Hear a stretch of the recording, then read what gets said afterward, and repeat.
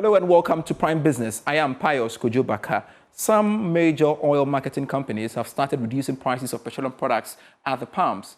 George Yafe has the rest of the story.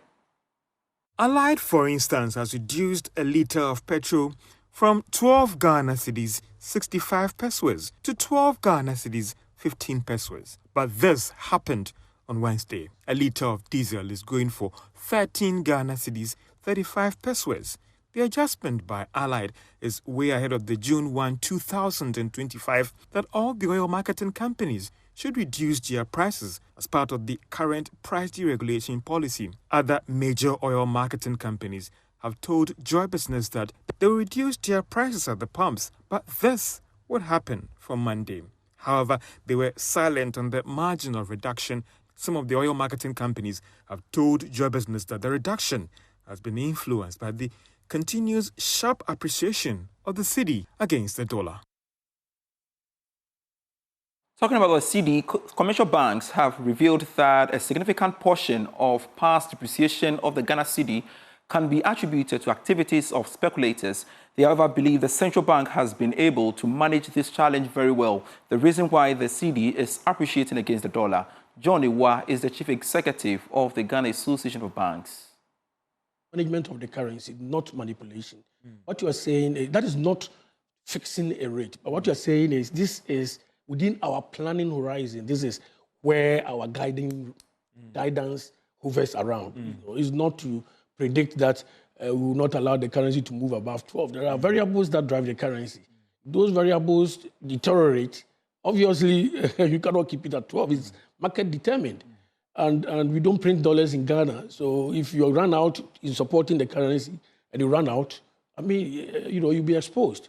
But it just provides that kind of flexibility and confidence to the market that, particularly if you want to rate the market of these speculators who, want to just take advantage of temporary price adjustments. What do the banks want? 8.5 to 9.5? No, we don't have it. We don't have any rates. Why? Because you are making the point that I'm not the central bank. I know. So what do the commercial banks want? I mean, we want stability. Stability at 8 Ghana cedis? No, we don't. We can't. Stability at 10 Ghana cedis? Ghana cedi is a floating currency. It's allowed to play, against the major trading currencies. It's not a rate that is pegged. An exchange rate that is pegged to any major currency for you to say that maybe until dollar moves by a certain rate, the cedi will definitely is fixed status. No, we are not UAE or is it Dubai or any of these countries that have fixed exchange rate regime. I think what we have is very good for our market and our level of development. We should allow our currency to play in the market. I'm not sure any proper banker in Ghana, it's so-called, will just go on that tangent where you are more or less prescribing a fixed exchange rate regime. That is not the policy of the central bank. The policy of the central bank is to allow the currency to play in the currency market, and it's been doing that, and this is the results that we have. What businesses, banking customers, even banks want is a stable currency. Away from that, in a bid to deepen financial literacy and promote a culture of long-term investment among Ghana's youth, the National Youth Investment and Financial Literacy Program 2025 has been officially launched. At the event, a senior finance lecturer at the University of Ghana Business School, Dr. Benjamin Amwa, emphasized the critical role of financial education in building a resilient economy. A 2022 survey by the World Bank revealed that only 34% of Ghanaians possess basic financial literacy, indicating a critical need for improvement. This lack of financial education is evident in the low levels of investment diversification and risk management among individuals and businesses. At the launch of the National Youth Investment and Financial Literacy Program in Accra, senior lecturer at the Department of Finance, University of Ghana Business School, Dr. Benjamin Amwa highlighted the importance of early financial education. Ghana, right, it's a small economy, and for a small economy to grow, we must have access to pool of funds. Now, if the citizenry do not have good appreciation of how the financial market works and the opportunities in the financial market, there is high probability that they will not be engaged in the financial market. And that will deprive the country of the needed financial resources that we can use to develop the country from the long-term perspective. Dr. Amwa added that Ghana's financial sector is slowly recovering from major setbacks, including the banking sector cleanup and investment scams. Gradually, confidence is coming back. The economy has suffered a lot. Banking sector cleanup, fraudulent financial investment like men's gold. We are talking about DDEP. These are all, events that have dealt very badly in terms of the effect on the economy and the financial service sector. So for us to be seeing a research, recently even with the appreciation in the Ghana cedi against the dollar, there is some excitement about what is happening in the economy. The chairman of the reconstituted governing board of the Securities and Exchange Commission, Dr. Edu Anane, emphasized that rebuilding investor confidence is essential for Ghana's economic recovery. Well, I think we are trying to build back investors' confidence. The DBEP didn't help in terms of investor confidence, but it was a necessary thing. Once that is over, when government is now paying as and when these coupons and principals are due, it helps build investor confidence. Again, we are also struggling with locked up funds. And I believe if government is also able to work on that, get funds that are locked up in the financial sector back to the investors, we will build up back the confidence. With growing calls for long-term financial habits, stakeholders believe youth education is key to sustaining Ghana's economic recovery.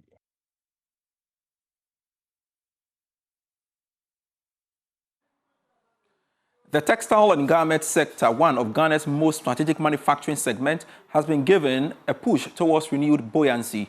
Development Bank Ghana and the Association of Ghana Industries brought senior policymakers, financiers, development partners, and factory owners together to establish a practical roadmap for growth under the banner Revamping Ghana's Textile and Garment Sector, the challenges, pitfalls, and opportunities. More in this report. Discussions during the half-day dialogue centered on how cheap imports, uneven customs enforcement, and fragmented incentives have eroded competitiveness, while outlining a suite of reforms to restore momentum. The Chief Executive Officer of DBG, Dr. Randolph Inso Ambala, in an interview with journalists said the bank is helping stakeholders in the textiles industry access technical support in addition to finance. Acting as an anchor to crowd-in financing, which is a key challenge within the textiles industry.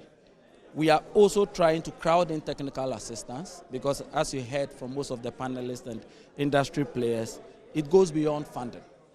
Some of the conversations is about the technical know-how, the ability to leverage the opportunities that are available. And as an organization, in fact, this particular program was about presenting to the industry players a key thing we are doing, which is launching a field study to understand the value chain comprehensively and sharing that knowledge that we'll gain with the industry players, for them to be able to, especially with the financial institutions, which themselves also admitted that they need some support to fully understand the sector to be able to appropriately direct it. AGI President Dr. Humphrey Ayim Dake underscored the importance of technical support for players in the textile and garment industry. What we seek from you, it's not only funding. I'm glad you mentioned it. Technical support. And within the technical support, we look out for hand-holding approach. Your objective as a developmental bank is slightly unique from the commercial and the universal banking concept we practice. For today, we are excited that the macro indicators are trending in the right direction. So we need your real support in actualizing the dream of making the sector viable and create jobs. We all know the state of our joblessness, and therefore let not our applications through your PFIs, which I believe some are here, crawl to your decks. They shouldn't crawl, they should be expedited. The Chartered Institute of Bankers Ghana has held the maiden edition of the National Banking and Ethics Challenge. The event brought together top universities in a competitive yet educative quiz aimed at deepening financial literacy and promoting ethical standards in the banking sector. More in the following report.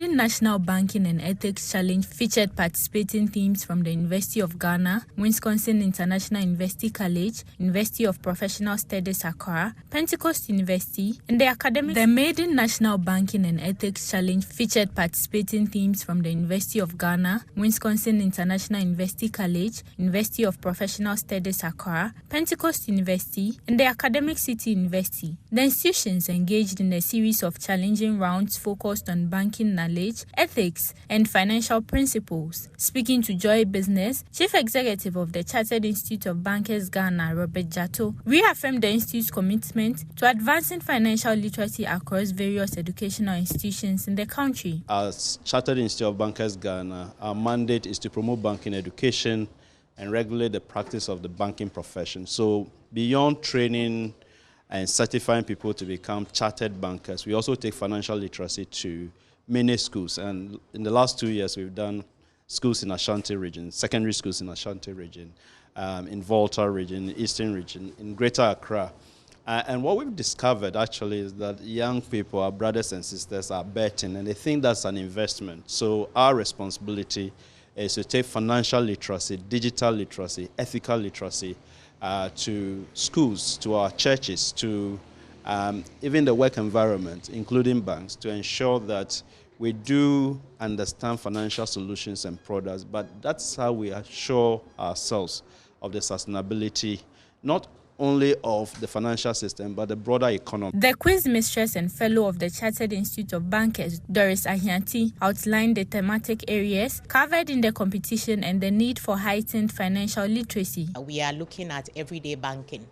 So at the first part, you see that the questions that we ask touch on technical or core banking and then everyday banking. A customer who is listening in will hear something that has to do with their experiences in the bank, the accounts they are opening, the types, how they are managed, complaints, etc. And so that is addressing the everyday banking and the technical banking. The technical being what the professionals are doing behind the scenes, and the everyday one being what the typical customer has an idea of. We are also touching on what we call ethical literacy. We are promoting awareness about the ethics standards that need to be observed in the conduct of banking, both from the institution side and from the customer side. On behalf of the participants, Afari Joshua, a student from the University of Ghana Business School, shared his experience. Sometimes we yearn for the opportunity for that the things we learn in the classroom to be put out there, people of Ghana to actually have a sense of understanding as to what we, most of the times when we watch the news, international news, especially even the business news, people don't even watch it at all. They only watch entertainment and then what is trending in Ghana, because we don't have the understanding as to whatever is happening in the financial or the business world.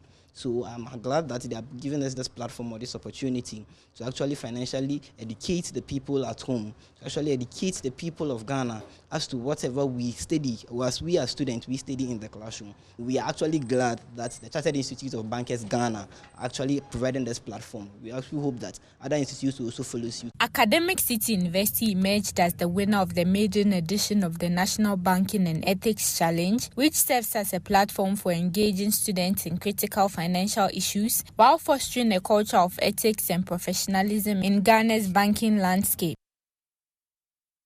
Kuman Rural Bank is committing to increase business support for small and medium-scale enterprises and farmers following the inauguration of a new building for the Drobonso branch. The bank says its business advisory systems and loan schemes will be enhanced to support businesses within the catchment area. Nanaya Ojima has more.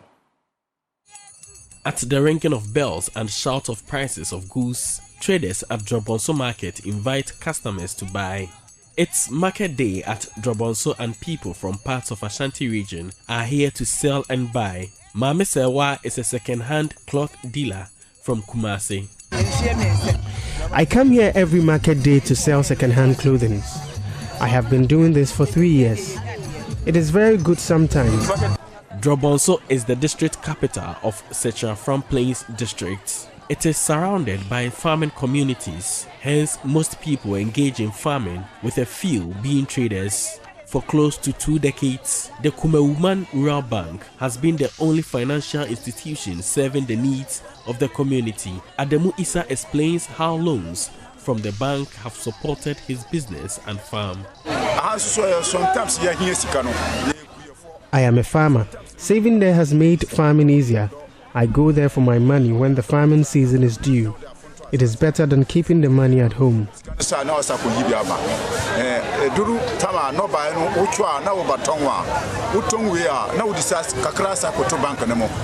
In extending financial inclusion within the catchment, the bank has inaugurated a new building for the Drobonso branch. With the facelift, the bank is anticipating an increase in client base and improved cash mobilization. Evans Safo Kantanka is Chief Executive Officer.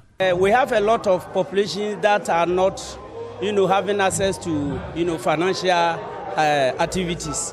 So Kuman Rural Bank, since we are a listening bank, of course the complaints have been coming from Drobonso or Sechaflan Plains. And so for that matter, we decided to put up this edifice that we see so that we can attend to many settlers within the Sechaflan Plains. The Kuman Rural Bank PLC posted growth in financial indicators in 2023 financial year. The bank recorded profit before tax of a little over 3.8 million cedis. Board Chairman Alexander Adomako-Mensah says profit is set to increase. We are there to give more loans to the customers, but now the customers are very difficult to, if you are not careful, you don't give good credit loan to them, it will mess around. So we are working in such a way that we monitor the customers who are very good, then give them more money so that they can turn around. But now the situation of the Ghana has become in this way, where the TBA is down, where the exchange rate is down. Now it's only the loan that will fetch. So how are you going to give the loan? We have to sit down and look at the good ones who can deliver. For Joy News, Nana Ojima, Drobonso.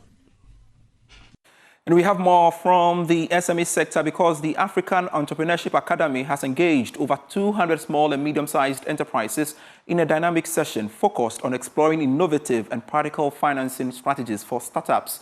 The event provided a platform for entrepreneurs to gain valuable insights into accessing funding and growing their businesses. More in the following report.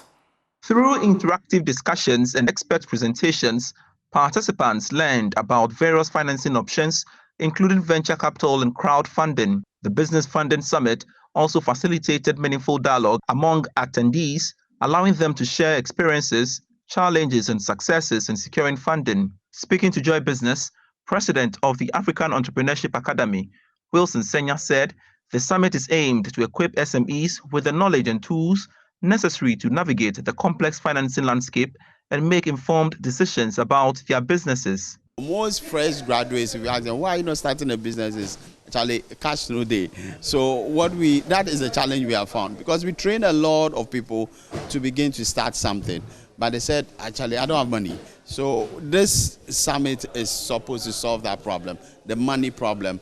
How can they have access to capital, and capital that will also not struggle them, make them collapse at the end of the day. So this summit is supposed to solve that basic problem for an entrepreneur community. Some partner financial institutions shared strategies startups can deploy in unlocking capital to grow their businesses. So with the funding of SMEs, I think mainly the record keeping is because it's a bank, and we deal with people that can keep records. And so we do a record keeping analysis. We have to know what you are doing, what you've been able to do over the years. Your own credibility, your credibility is key. It's very important. If you have good records of what you do, at the end of the day, it gives us confidence to be able to finance you.